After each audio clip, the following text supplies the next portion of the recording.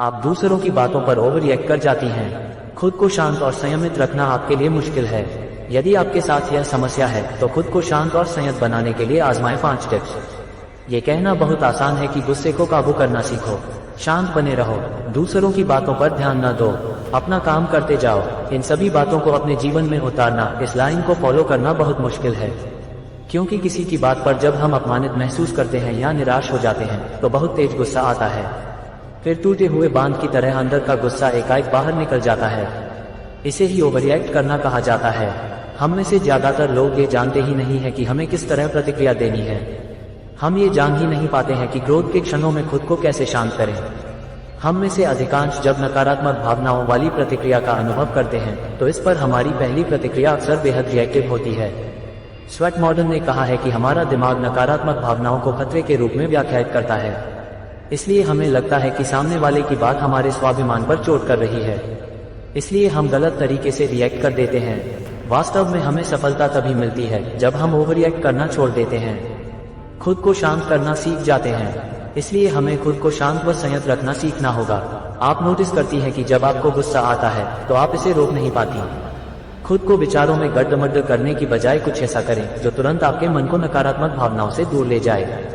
जब सामने वाला व्यक्ति कुछ अनर्गल बोल रहा हो तो सांस लें, पानी का एक घूंट पिएं। यदि उस स्थान से हटना संभव हो तो हट जाएं। कुछ देर वॉक कर लें। जब आप दोबारा उस जगह पर आएंगी तब तक वह बात आपके दिमाग से निकल चुकी होगी।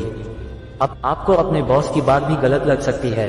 उनकी गलती बताने की बजाय आप कुछ न बोलें, शांत रह जाएं। इसके फायदे आपको मिल सकते हैं। यदि आप शांत नहीं रहेंगी तो बॉस से मिलने वाले पर्क या पदोन्नति से हाथ धो बैठ सकती हैं। इस उपाय को अप्रैल के महीने में तो जरूर अपनाएं। यदि आपकी इच्छा उन्हें जवाब देने की हो रही है तो इस इच्छा को दबाने में ही फायदा है, क्योंकि सामने मुनाफा मिलने की भी संभावना हो सकती है।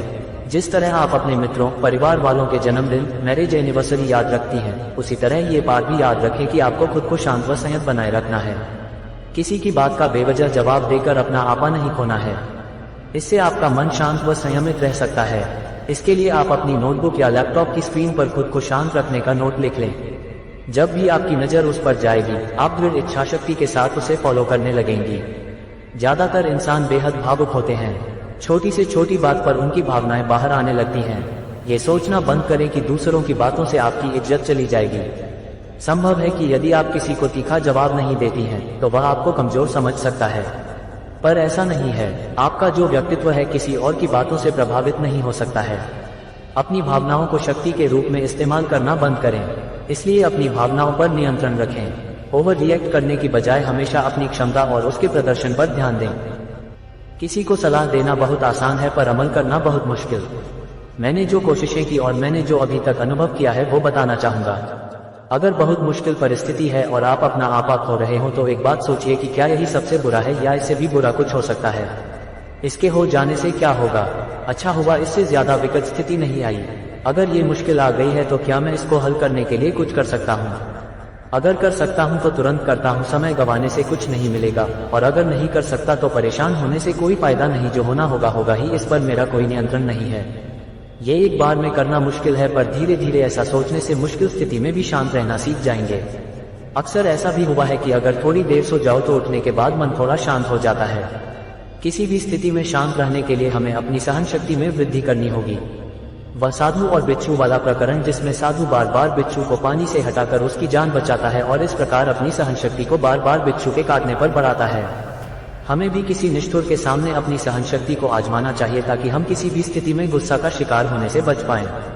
इसके अलावा वह निंदक नियरे राखे वाला हमारा दृष्टिकोण भी हमें गुस्सा को खत्म करने में काफी मददगार साबित हो सकता है।